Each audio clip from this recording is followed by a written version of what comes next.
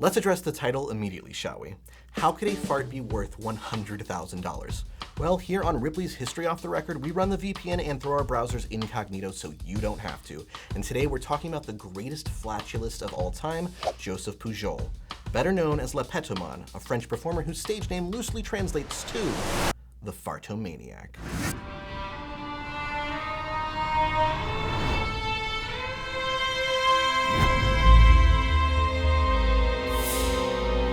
Now, immediate disclaimer here, my French pronunciation is absolutely abysmal, so apologies in advance.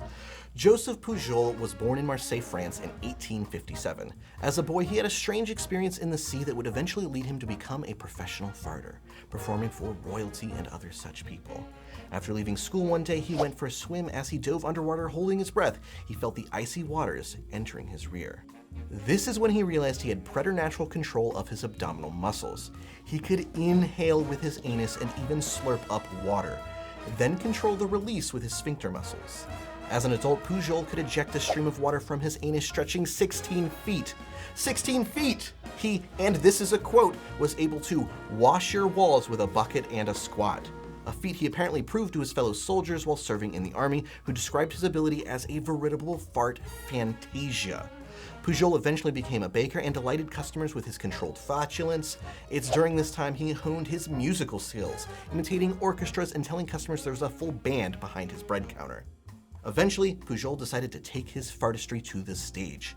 At first, audiences weren't sure what to think. Historian Alison Moore writes in The Spectacular Anal History of Joseph Pujol that the very hilarity of a man making money with his ass was both the strength of his act, but also very possibly what held him back. Pujol himself didn't naturally have the appearance of a star, and when booking gigs, he was said to just burst into managers' offices, declare he could control the elasticity of his anus at will, and then before anything else could be said, bend over and start flatulating musically until they gave him a job. Audiences would eventually find his antics to be a gas. By 1892, high society became so enamored with the Fartomaniac that he performed at the Moulin Rouge.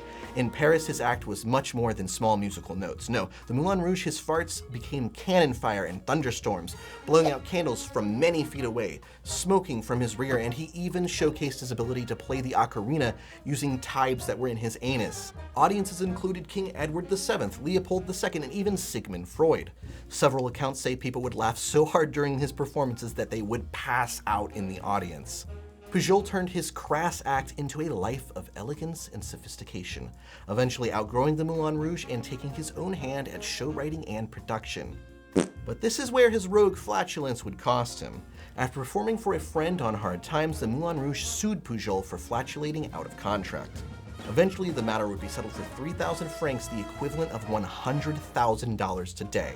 Unfortunately, this would also prove the end of Petomane's career. War had reared its head in Europe, and Pujol would return home to open a biscuit factory.